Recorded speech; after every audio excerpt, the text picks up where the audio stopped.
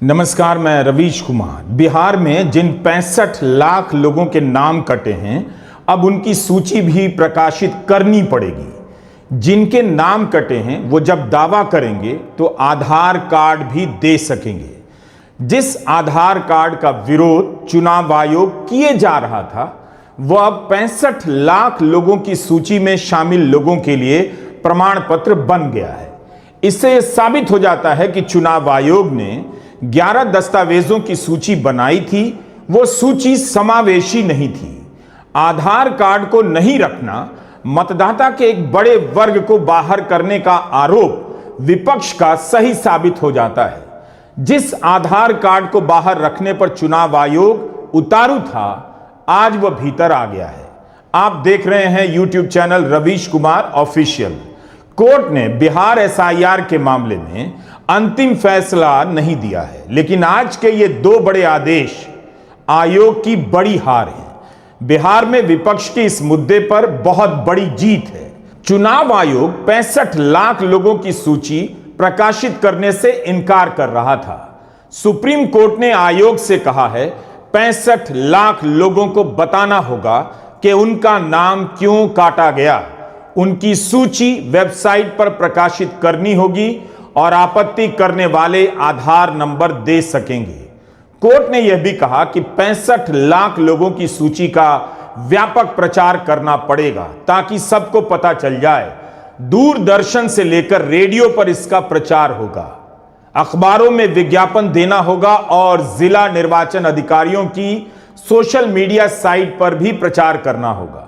पंचायत और BDO के दफ्तर में नोटिस बोर्ड पर काटे गए लोगों के नामों की सूची लगाई जाएगी। नाम काटने के कारण बताए जाएंगे। अदालत ने यह भी कहा लिस्ट को इस तरह से प्रकाशित करना होगा जिससे नाम सर्च करने में आसानी हो। 9 अगस्त के हलफनामे में चुनाव आयोग ने कहा था उस पर कोई कानूनी बाध्यता नहीं है, यानी कानून उसे मजबूर नहीं करता कि वह काटे गए लोगों के नामों की सूची तैयार करे और अलग से सूची प्रकाशित भी करे। कारण भी बताने के लिए बाध्य नहीं है। यह चुनाव आयोग की दलील है।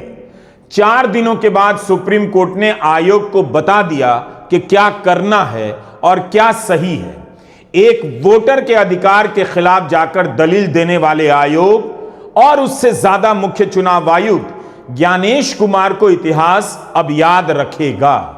सुप्रीम कोर्ट ने चुनाव आयोग को आदेश दिया है। तेजस्वी यादव ने मुख्य चुनाव आयुक्त ज्ञानेश कुमार को याद किया है और अपील की है कि अब तो प्रेस के सामने आकर सवालों के जवाब दें। कौन अधिकारी कहां, कैसे, क्यों और किसके इशारे पर क्या कर रहा है, हमारे संज्ञान में है। हमारी पार्टी लाठी की ही नहीं, अब लैपटॉप डेटा, AI और डेटा माइनिंग, डेटा एनालिसिस पर भी बेहतर तरीके से काम करती है।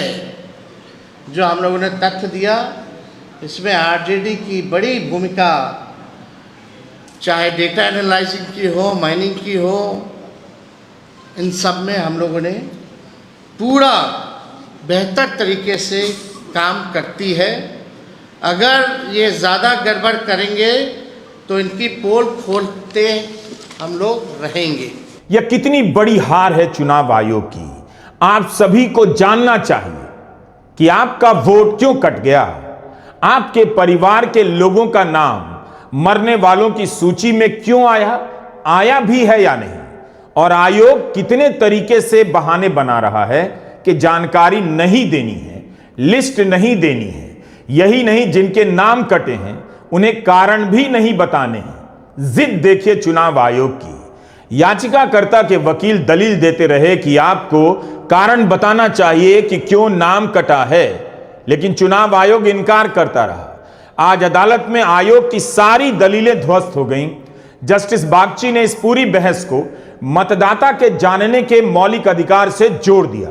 उन्होंने कहा कि आप किसी खास स्थिति में अलग कार्रवाई कर सकते हैं, लेकिन SOP यानी स्टैंडर्ड प्रक्रिया यही है कि आप प्रचार करें ताकि लोग अपना अपना दावा कर सकें। तो जिसका नाम कटा है उसे यह जानने का अधिकार है कि उसका नाम क्यों हटाया गया। इसके लिए जरूरी है कि आप अधिक से अधिक प्रचार करें। जितना प्रचार कर सकते हैं उतना प्रचार कीजिए, क्योंकि यह वोटर के जानने का अधिकार है। अगर कोई पढ़ा लिखा नहीं है तो उसे पड़ोसियों या परिवार से भी पता चलना चाहिए। पारदर्शिता होगी तो मतदाता में विश्वास बढ़ेगा। आप एक कदम आगे जाकर वेबसाइट पर क्यों नहीं डाल सकते हैं, सुप्रीम कोर्ट ने आयोग से पूछा। आयोग के वकील ने कहा बहुत प्रचार तो हुआ है। इस पर जस्टिस बागची ने कहा साफ साफ जानकारी दीजिए ताकि लोग अपनी तरफ से सुधार कर सकें। इस पर आयोग के वकील ने कहा हम राज्य सरकार की वेबसाइट यूज नहीं कर सकते, बहाने देखिए। जस्टिस सूर्यकांत कहते हैं कि आप राज्य के निर्वाचन अधिकारी की वेबसाइट का इस्तेमाल कर सकते हैं। आयोग के वकील कहते हैं निर्वाचन अधिकारी की साइट पर यह जानकारी है। इस बात पर जस्टिस बागची ने कहा ऐसा लगता है वो जानकारी लिस्ट के रूप में नहीं है, एक फॉर्म है जिसमें अपना नाम और एपिक नंबर डालना पड़ता है और उसी के बाद जानकारी मिलती है। ड्राफ्ट लिस्ट की तरह एक लिस्ट दी जा सकती है। तो इस बहस से यही पता चलता है कि चुनाव आयोग की नीयत सही नहीं थी, उसकी दलील भी सही नहीं थी और अपनी बात के हक में प्रमाण भी ठोस नहीं था। वह केवल बहाने बना रहा था। एक ऐसे दौर में जब अंधी गुफा में होने का एहसास होता है तो सर्वोच्च न्यायालय रोशनी का सुराग दे देता है। आज भी यही हुआ। कई दफा पहले भी 2 दफे दिशा निर्देश दिए चुनाव आयोग को, हठधर्मिता में वो माने नहीं आधार कार्ड को लेकर के। आज उसको स्पेसिफिकली मेंशन कर दिया गया है और वर्गीकृत डेटा जहां हर जगह उपलब्ध कराना होगा, वेबसाइट पे पंचायत भवन तक। मैं समझता हूं कि जिस वर्गीकृत डेटा में लोगों को पता होगा कि अगर मेरा नाम इंक्लूडेड नहीं है तो कारण क्या है। डेथ का डेटा अलग, डुप्लीकेशन का डेटा अलग, शिफ्टेड का डेटा अलग, ये तमाम चीजें। और मैं समझता हूं आज का दिन फिर से इस पुस्तक के नाम इसने सरोकारों की रक्षा कर ली। भारतीय संविधान में जो मताधिकार, जो सबसे खूबसूरत अधिकार है, उस पर काले बादल मंडरा रहे थे, आज वो छटे हैं। मैं समझता हूं कि एक नजीर भी पेश हो। कांग्रेस महासचिव जयराम रमेश ने कहा कि भारतीय गणराज्य को प्रधानमंत्री मोदी और ढोल पीटने वालों की साजिशों से बचाने की एक लंबी लड़ाई है, लेकिन बिहार में एसआईआर मामले में सुप्रीम कोर्ट का आज का फैसला उम्मीद की एक किरण है। यह पहला बड़ा कदम है। सवाल है कि अगर चुनाव आयोग 2003 की वोटर लिस्ट एक झटके में वेबसाइट पर डाल सकता है तो 65 लाख लोगों के नाम कटे हैं, उनकी सूची क्यों नहीं डाल रहा था। इतने कम समय में 24 जून का आदेश है और 25 जून से काम शुरू हो गया बिहार में।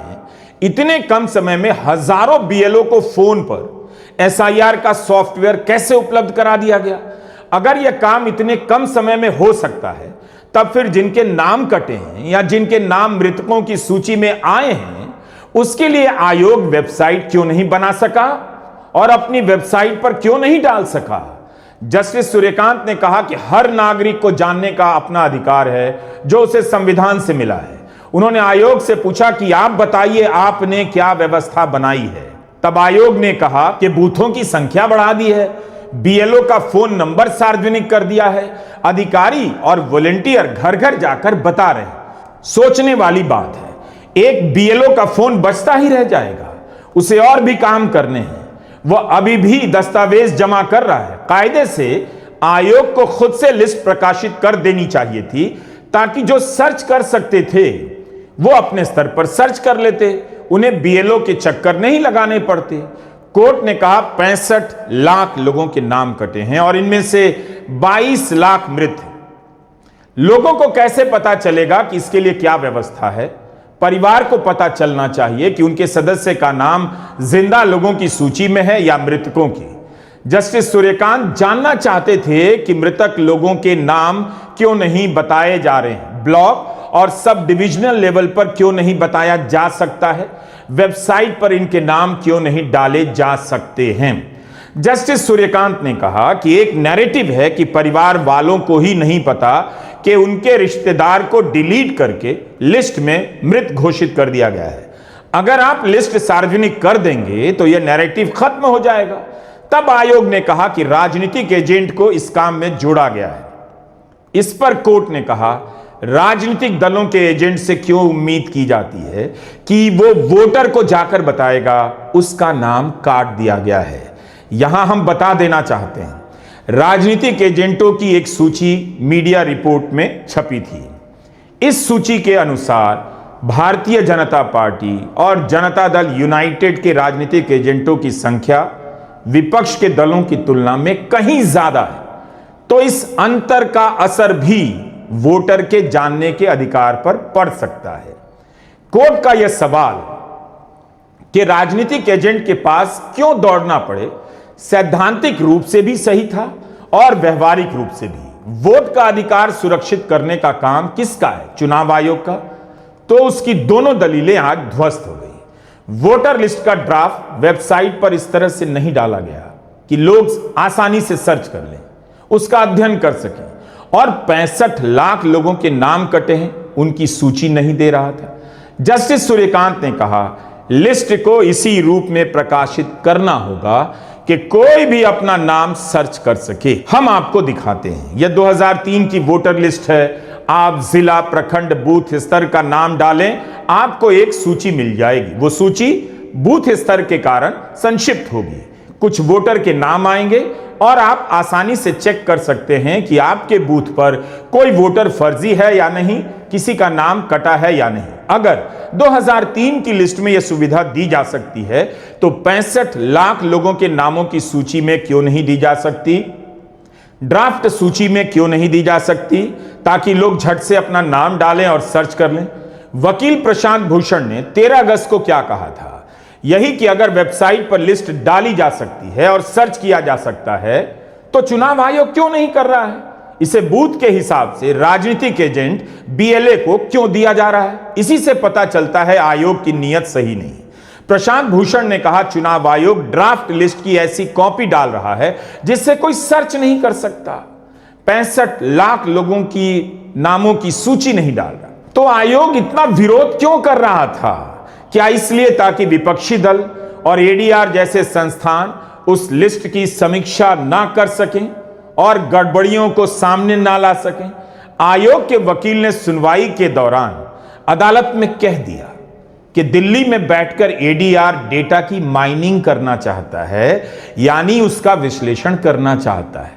तो यह बात है, कोई गड़बड़ी ना पकड़ ले, आप इस पर लोहे का दरवाजा लगाना चाहते हैं, तो यह बात है, अब जनता समझ गई।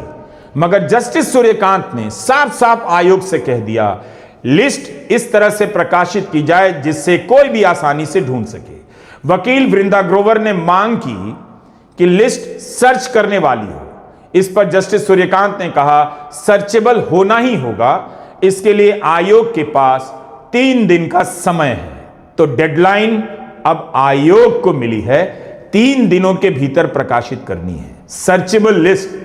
ADR की तरफ से प्रशांत भूषण ने नियमों का हवाला देते हुए कहा, जिसका नाम कटेगा उसे कारण बताना होगा और जवाब देने का मौका भी मिलना चाहिए। प्रशांत भूषण ने एक पुराने केस का हवाला दिया। 1995 में 1,67,000 लोगों को नाम काटने का नोटिस जारी हुआ, लेकिन तब कोर्ट ने कहा था आपको कारण बताना होगा कि क्यों इन पर संदेह है और इनका नाम हटाया जा रहा है। मगर अब चुनाव आयोग इसी जिद पर अड़ा है कि 65 लाख लोगों के नाम काट रहे हैं, लेकिन कारण नहीं बताएंगे। यानी 8 करोड़ वोटर का कागज देखने चले इस आयोग को सुप्रीम कोर्ट ने आज अपने आदेश का कागज दिखा दिया कि अब पहले आप कागज दिखाइए, कारण बताइए, तब वोटर आपको कागज दिखाएगा और दावा करेगा। इसे कहते हैं बाजी का पलट जाना। और इससे पता चलता है यह आयोग एक वोटर के अधिकार की रक्षा नहीं कर रहा है, उसकी नीयत में खोट है। प्रशांत भूषण ने कहा, आयोग आधार और एपिक कार्ड क्यों नहीं स्वीकार कर रहा, क्यों जल्दबाजी कर रहा है? इसी से साबित होता है उसकी नीयत में खोट है, मनमानी कर रहा है। अब आते हैं एक अहम सवाल पर। प्रशांत भूषण और योगेंद्र यादव दोनों एक अलग कैटेगरी की बात कर रहे हैं। यह कैटेगरी है नॉन रिकमेंडेड की। जैसे आप यह फॉर्म देख रहे हैं, बीएलओ मतदाता के फॉर्म का फोटो खींचकर अपने फोन से अपलोड करता है तो नीले रंग की दो पट्टियां आ जाती हैं, रिकमेंडेड और नॉन रिकमेंडेड। अगर गलती से भी नॉन रिकमेंडेड की पट्टी दब गई तो किसी वोटर का नाम कटने की स्थिति में आ सकता है। अगर जानबूझकर दबा दिया गया तो लाखों वोटर को इस रास्ते से बाहर किया जा सकता है। उनका नाम या तो फाइनल लिस्ट में आने से रह जाएगा या फिर उन तक नोटिस पहुंच पाया तो इतना कम समय मिलेगा कि वे मुश्किल से अपना दावा कर पाएंगे। योगेंद्र यादव ने बिहार के 2 जिले का आंकड़ा दिया कि वहां 10 और 12% से अधिक वोटर के नाम नॉन रिकमेंडेड की सूची में डाले गए हैं। प्रशांत भूषण ने कहा, अगर एक विधानसभा में 30,000 वोटर भी नॉन रिकमेंडेड की सूची में आ गए तो इतनी बड़ी संख्या को 20 दिनों के भीतर नोटिस भेजना होगा, अपील का मौका देना होगा, जो संभव नहीं। हमने योगेंद्र यादव से कहा कि विस्तार से हमारे दर्शकों को बताइए नॉन रिकमेंडेड के जरिए क्या खेल हो सकता है। लेकिन जब ड्राफ्ट इलेक्टोरल रोल आया तब कुछ जिलों की सूची इंटरनेट पे आनी शुरू हुई। कुछ स्रोत से मुझे दरभंगा की टेबल मिली। अब देखिए, पूरे दरभंगा जिले का मामला है। दरभंगा जिले में शुरुआत में 30 लाख वोटर थे जब एसआईआर शुरू हुआ। उससे पहले एसआईआर के दौरान जिले में कुल 28 लाख फॉर्म मिले। अब ये 28 लाख तो लोग सोच रहे हैं कि हाँ भाई हमारा नाम तो आ गया है, जो बाकी 2 लाख हैं उनका कटा है। हम 28 लाख का तो नाम आ गया है क्योंकि अब हम 7 करोड़ 24 लाख मतदाताओं में से हैं। लेकिन यही खेल है, उन 28 लाख में से 2,94,000 लोगों के सामने बीएलओ ने लिख दिया है नॉट रिकमेंडेड।